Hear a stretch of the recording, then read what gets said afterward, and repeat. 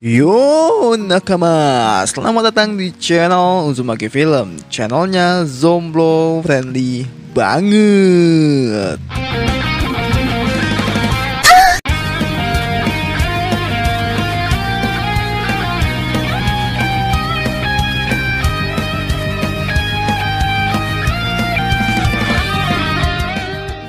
Kali ini aku meringkas lanjutan anime dari Kotetsujo no Kabaneri season 1. Maaf banget nih, baru di-up. Sebenarnya udah jadi, tapi baru diedit minggu ini. Mana udah setahun lebih, jadi komen. Oke, jangan lupa share ke teman kalian juga. Sebelum masuk ke alurnya, seperti biasalah, jangan lupa nyepola dulu biar warna biru atau putih, dan pencet warna merah yang bacanya subrek. Tapi kalau udah warna abu-abu, udah enak banget. Ayo, langsung aja ke alurnya.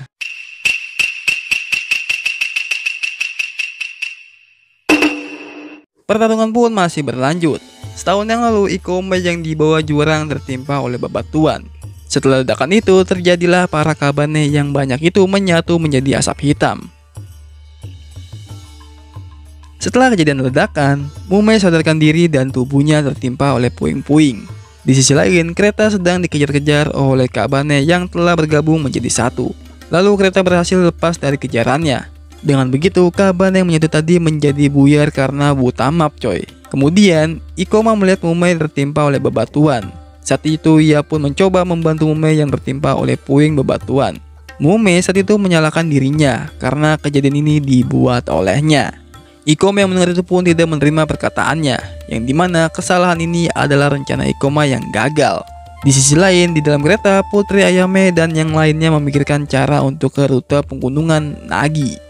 Lalu Takumi meminta yang lainnya untuk tidak meninggalkan Mume dan Ikoma. Kemudian mereka pun memikirkan jalan terbaiknya. Pindah ke Shin Ikoma yang sedang berusaha mengeluarkan Mume. Mume yang melihat Ikoma terus berusaha menyuruhnya untuk meninggalkannya. Ikoma pun setuju menolaknya dan melanjutkannya menyingkirkan batu. Saat mereka sedang berdebat, tiba-tiba jantung Mume menyala, yang dimana itu tanda dari batasan seseorang setengah kabane karena tidak mengkonsumsi darah. Ikoma yang melihat itu pun memberikan darah untuknya, membuat Mume menjadi tenang kembali. Lalu para kabane pun telah menemukan keberadaan Ikoma dan Mume. Shin pun berpindah, kereta pun memutuskan untuk menerobos keluar. Dan di sisi lain, Ikoma berniat melawan kabane sendirian dengan kekuatan yang dimilikinya. Adegan flashback yang dimana Mume mempunyai trauma saat ia masih kecil, yang dimana ibunya ditembak oleh seseorang bapak-bapak yang takut dengan kabane. Ya, untungnya si Mume ini diselamatin coy. Balik ke cerita awal, saat itu para petugas kereta membantu Mume dari jepitan reruntuhan. Setelah itu mereka semua terkejut melihat mayat kabane yang terkapar karena ulahnya Ikoma. Mume yang telah berhasil lepas, ia pun sangat terkejut melihat kondisi Ikoma.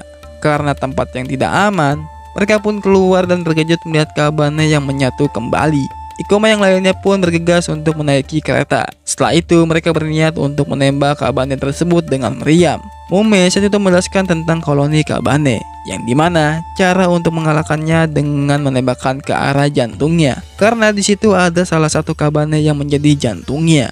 Singkat cerita, semua mulai bergerak untuk melawan kabane tersebut. Saat itu Takumi panik membuat satu tembakannya meleset. Singkat aja, inti dari kabane itu pun berhasil terbuka, membuat Mume langsung menembaknya. Dan iya, operasi penembakan jantung kabane pun berhasil dilakukan, dan kereta berhasil keluar untuk melanjutkan ke stasiun selanjutnya. Dalam perjalanan, terlihat Ikoma sedang berlatih berpedang. Sesampai di stasiun, para awak kereta mencari order deal untuk memperbaiki banteng besi. Di sisi lain, para masyarakat melakukan aktivitas seperti biasa, yang dimana suasana sangat damai tanpa adanya kabane. Kemudian Mume bertemu dengan Ikoma. Ia pun saat itu pamer dengan penampilannya yang berbeda. Dan tak berselang lama, Yukina pun datang dan mengajak Ikoma Takumi untuk ke bengkel. Mume yang bingung mau kemana, tiba-tiba datang seorang ciwi yang bernama Kajika.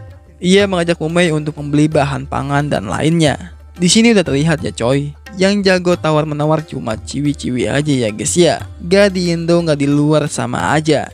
Singkat aja, saat itu Mume dan Kajika selesai berbelanja. Semua berkumpul di pohon bambu untuk tanah bata. Saat itu Mume juga melihat Kajika seperti masa lalunya. Kemudian saat mereka semua pergi, tiba-tiba Mumei ngilang coy. Ikoma yang panik, dia pun pergi mencarinya. Di sisi lain, Mumei sedang menggalau di sebuah kuil. Tak berselang lama, Ikoma pun menemukan dengan membawakan bekal untuknya. Lalu Mumei saat itu menceritakan masa lalunya yang dimana ia pernah melakukan tanah bata sebelumnya. Dulu ibunya lah yang menghias tanah bata tersebut. Karena itulah saat Mumei melihat pohon bambu itu, ia mengingat sosok ibunya kembali.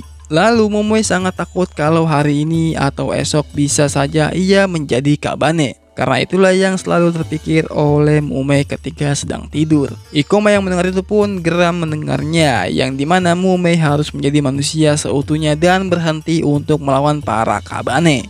Dan Ikoma lah yang akan mengubahnya menjadi manusia normal kembali, dan Ikoma akan selalu mengisi perut Mumei dengan nasi seperti yang ibunya inginkan.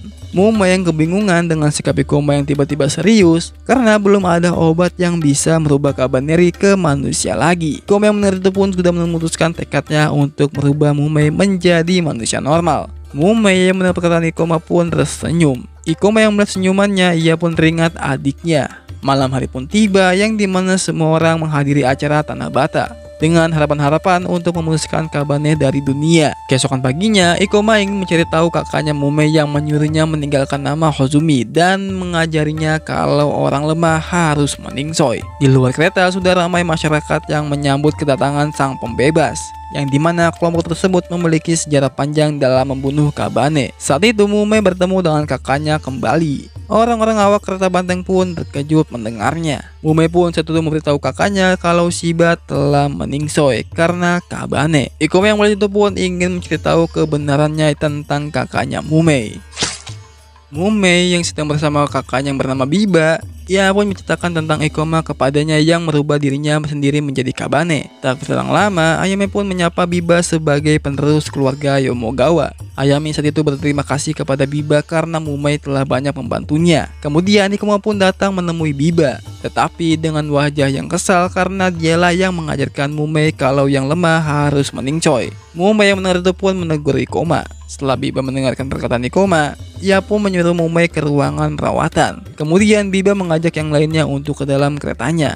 Sesampai di tempat mesin, Biba menyuruh Horobi untuk pergi duluan bersama Ayame. Saat Biba dan Ikoma telah berdua, Biba pun memberitahu tentang pertanyaan yang tadi, yang dimana begitulah dunia ini bekerja. Biba di sini hanyalah untuk menyelamatkan mereka, dan Mumei menyelamatkan dirinya dengan memilih untuk bertarung. Karena yang dibutuhkan bukanlah kemampuan yang membuat bersembunyi, tapi kekuatan untuk melawan Kabane. Ikoma yang mendengar itu pun terkejut dengan perkataannya. Di sisi lain, Kabane merangkak naik ke tembok pertahanan. Ikoma dan Biba yang mendengar itu pun bergegas untuk menghabisi para Kabane. Saat itu Biba dengan para awaknya langsung terjun menyerang para Kabane. Lalu Mumei dan Horobi menyerang Kabane yang lebih besar. Karena adanya strategi, Horobi dan Mumei pun berhasil mengalahkan Kabane tersebut. Di sisi lain, Biba bertemu utusan ayahnya yang bernama Enoku. Enoku berada di medan pertempuran hanya untuk membunuh Biba. Akan tetapi, karena kekuatannya yang berbeda, Enoku pun matoy. Ikoma sempat ingin menghentikan, akan tetapi Takumi dan Ayame menghentikannya. Setelah pertarungan dengan Kabaneri, Ikoma memberitahu tentang Mumei ke Takumi kalau yang mendoktrin Mumei adalah Biba. Mumei pun pernah berbicara kalau dia belum pernah digigit Kabane, yang artinya Biba ini menjadikan Mumei Kabaneri. Flashback pun terjadi, yang dimana Mumei sedang diselamatkan oleh Biba, dan ialah yang menyuruh Mumei untuk bertarung, dan dari situlah Biba merubah Mumei menjadi Kabaneri. Scene pun berpindah, yang dimana Biba menyuruh Mumei mengambil kunci kereta banteng hitam. Karena itu permintaan kakaknya, ia pun menerimanya. Di ruang rahasia, Biba adanya Kabane dan jantungnya. Di sisi lain, Ikoma menyadari kalau ada banyak Kabane di kereta Biba. Setelah itu Mumei pun bertemu dengan Ayame dan langsung meminta kunci utama kereta dengan paksa. Yukin yang mendengar Mumei di balik pintu, ia pun memberikan kuncinya. Mumei yang sudah mendapatkan kuncinya, ia pun pergi. Yukina memberitahu kalau itu kunci kantel uap. Di sisi lain, Mumei pun memberikan kuncinya. Biba yang melihat itu pun kesal karena kunci yang Mumei bawa adalah kunci kantel uap. Saat itu Ikoma ingin mencari tahu nih kebenaran yang berada di gerbong kargo kereta Biba. Biba saat itu menyuruh Mumei untuk mengusir Ikoma. Keluarnya Mumei, Ikoma pun memberitahu kalau Biba adalah villain berkedok superhero coy. Mumei yang mendengar itu pun lebih mempercayai perkataan kakaknya. Keesokannya, para samurai stasiun Iwato meminta para awak kereta untuk turun karena sudah diperintahkan dari Kongokaku. Di sisi lain, para pemburu kelompok Biba, ia tidak diperbolehkan masuk karena para shogun mewaspadai Biba. Soalnya gerbang Iwato adalah benteng terakhir menuju Kongokaku. Di saat itu, Ikoma khawatir dengan Mumei. Scene berpindah yang dimana semua membicarakan tentang adanya rumor mengatakan kalau Biba menyimpan Kabane di dalam keretanya. Semuanya saat itu sangat mengkhawatirkan Mumei, termasuk Ikoma, dan berjanji untuk membawanya kembali. Di sisi lain, Biba sedang membicarakan rencananya dengan Mumei yang dimana rencana itu membutuhkan Mumei. Mumei yang gak tahu apa-apa, ia pun menerimanya coy. Tak berselang lama, Biba mendapatkan informasi kalau ia ada pertemuan, namun hanya boleh ditemani oleh wanita dan anak-anak. Biba yang mendengar itu pun langsung bersiap-siap. Setelah perginya Mumei, Biba memakai sekretaris untuk menjadi tumbalnya. Di saat itulah ia sangat sedih karena hari ini adalah kematiannya coy.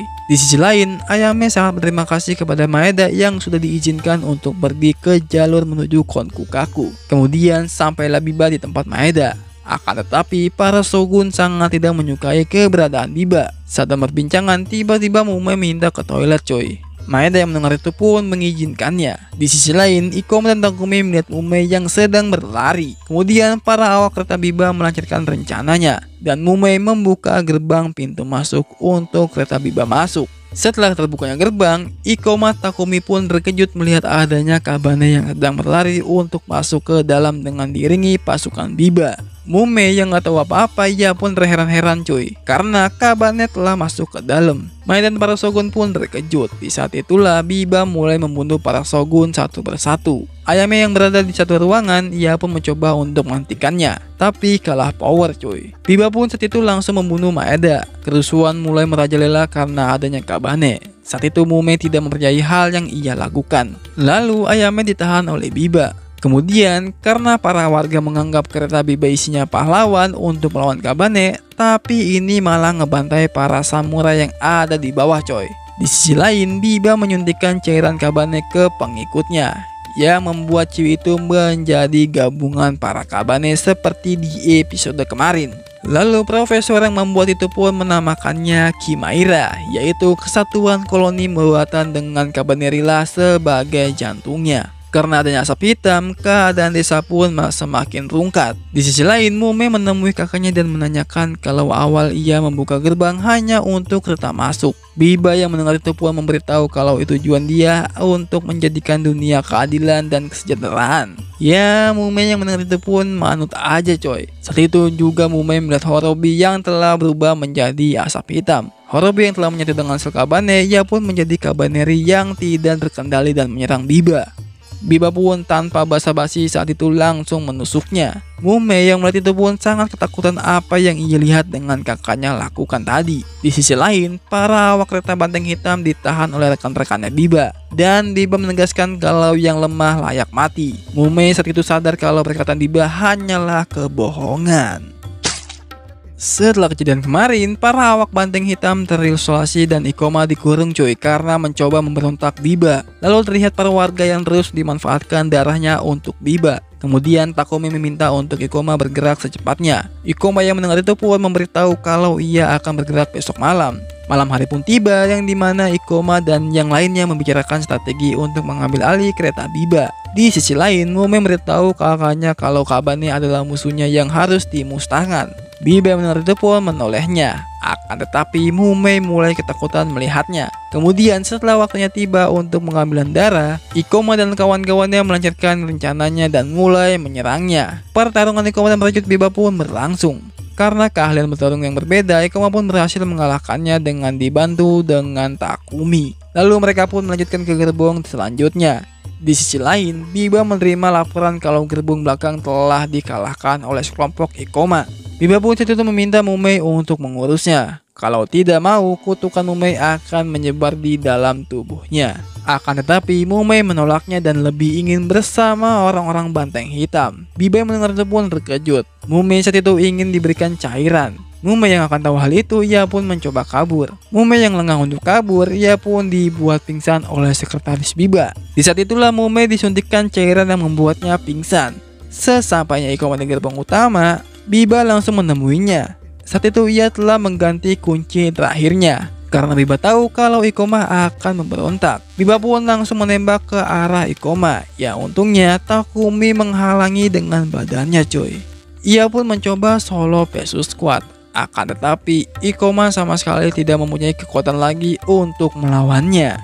Ikoma yang mencoba mendekati Biba, ia pun tertembak tangannya membuat Ikoma kehilangan tangannya. Tak berselang lama, Mumei pun datang dengan wajah yang dingin dan tanpa basa-basi Mumei langsung menusuk Ikoma membuat Ikoma keluar dari gerbong kereta. Setelah kejadian itu, Mumei hanya terdiam melihat batu biru yang berada di tangan Takumi. Setelah kejadian kegagalan misi pemberontakan, para teman dan rekan Ikoma sedih karena kehilangan Ikoma dan Takumi secara bersamaan. Di sisi lain, Ikoma terkapar di pinggir laut. Kemudian Biba menceritakan tentangnya kepada Mumei yang dimana di malam hari ayahnya Biba melukai Biba coy. Dan di saat itu ayahnya menghindari Biba karena takut kepadanya. Karena kejadian itulah Biba tidak bisa memaafkan ayahnya sendiri. Mumei yang pikirannya masih terkendali karena cairan kemarin, Biba pun saat itu menyuntikkan cairan strong ke tubuhnya Mumei. BTW cairan ini sama halnya yang disuntikan ke Horobi waktu itu yang membuat para Kabane bergabung dengannya. Di sisi lain, di kota Kongokaku, para petingginya sudah menerima informasi kalau gerbang Iwato, garis utama pertahanan ibu kota, telah dihancurkan karena ulahnya manusia. Ya, dalangnya adalah komandan para pemburu yaitu Biba Amatori. Saat itu pemimpin Kongokaku sangat pede karena bentengnya yang sangat kokoh. Scene pun berpindah yang dimana Ikoma mencoba mengingatkan kejadian semalam terjadi, yang membuat ia merasa bersalah karena kehilangan teman dekatnya. Ikoma yang melihat adanya Kabane, ia pun langsung bersembunyi.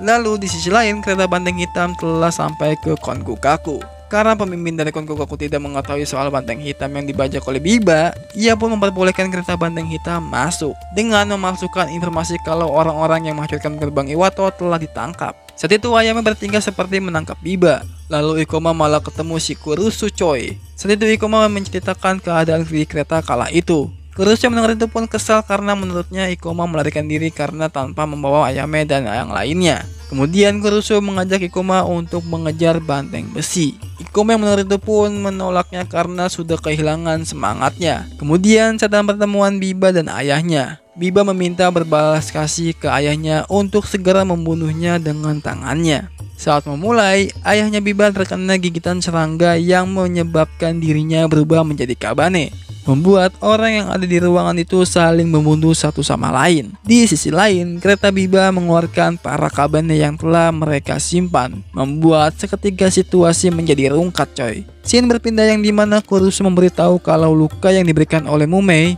hanya menikam bagian kanan lapisan baja jantung Ikoma. Dan yang berarti Mumei tidak benar-benar sepenuhnya dikendalikan pikirannya oleh Biba. Kemudian virus yang disuntikan oleh Biba mulai bereaksi, yang dimana Kabane yang ada di sekeliling Mumei mulai menyatu dengannya. Ikoma saat itu sedang menyiapkan dirinya. Lalu profesor yang bernama Tobi ini memberitahu hal, jika Kawaneri menjadi jantung Kamiaira, dia akan kehilangan jiwa dan nyawanya. Cara untuk menghentikan itu, Ikoma harus menyuntikkan cairan darah putih ke jantungnya. Dan darah hitam adalah doping untuk menguatkan virus yang ada di dalam tubuh Ikoma. Ya, efek sampingnya Ikoma akan lebih cepat menjadi Kabane. Ikoma yang mendengar itu pun langsung memakai membuat tubuhnya diselimuti akar hitam yang menjalar ke seluruh tubuh. Ikoma yang mempunyai janji dengan seseorang, ia pun melakukan apapun demi hal itu terwujud. Gila sih, effort banget mas ini. Setelah perubahan Ikoma ke Gear 2, di sisi lain Mumei telah selesai bergabung dengan Kabane di kota. Di kota Kongokaku yang digadang-gadang pertahanan kuat menjadi mimpi buruk bagi warganya yang dimana semua diselimuti api dan Kabane yang merajalela. Sesampai Ikoma dan Kurusu sampai di kota Kongokaku, mereka berdua pun langsung menyingkirkan Kabane yang menghalangi jalan mereka. Setelah melewati itu, sekretaris Biba pun terkejut melihat Ikoma yang masih hidup sebagai Kabaneri, membuat Biba yang tersambung pun terkejut mendengarnya. Oh iya, sekretaris ini bernama Sahari. Sahari saat itu panik karena Ikoma dan Kurusu yang menyerang secara bersamaan. Singkat aja, Sahari berniat menabrakkan keretanya ke arah Ikoma. Ikoma yang hampir mau ketabrak, ia pun mengeluarkan kekuatan Kabanenya yang membuat kereta tersebut malah salto coy. Akan tetapi setelah mengeluarkan kekuatan tadi, kesadaran Ikoma mulai pudar. Sehari yang gak terima rencananya dihancurkan oleh Ikoma, ia pun langsung menyerangnya. Ya, dengan kekuatan peluru jet Ikoma pun ia berhasil membunuhnya. Biba yang mengetahui rekannya dikalahkan, ia pun yang akan turun membunuh Ikoma. Singkat cerita, Biba pun sampai ke hadapan Ikoma yang sedang sekarat. Mereka berdua pun langsung gelut. Saat itu Biba menyadari kalau Ikoma memakai darah hitam. Ia pun penasaran kenapa ia melakukan hal tersebut sampai sejauh ini. Ikoma pun menjelaskan kalau ia hanya ingin merubah Mumei menjadi manusia seutuhnya. Ikoma sangat marah, ia pun berhasil menyudutkan Biba dengan kekuatan Gear 2-nya. Saat Ikoma ingin melakukan serangan terakhir, tiba-tiba pandangan Ikoma menjadi gelap. Biba yang melihat itu pun ingin menyerangnya secara diam-diam. Akan tetapi, Ikoma mengetahui keberadaan Biba karena batu yang dijatuhkan oleh Mumei. Ikoma yang berhasil mengalahkan Biba, ia pun menusukkan darah putih ke Mumei dan ya, Mumei pun berhasil kembali seperti semula. Setelah kejadian itu, Mumei pun sadarkan diri dan melihat di tangannya adalah batu Ikoma. Tak terduga-duga, Biba masih hidup coy. Ia pun menembak Ikoma yang sedang sekarat. Mumei yang melihat itu pun langsung menghentikan kakaknya. Biba yang terobsesi dengan bertarung dengan Ikoma, Mumei pun langsung menusuk Biba yang ingin menyerang Ikoma.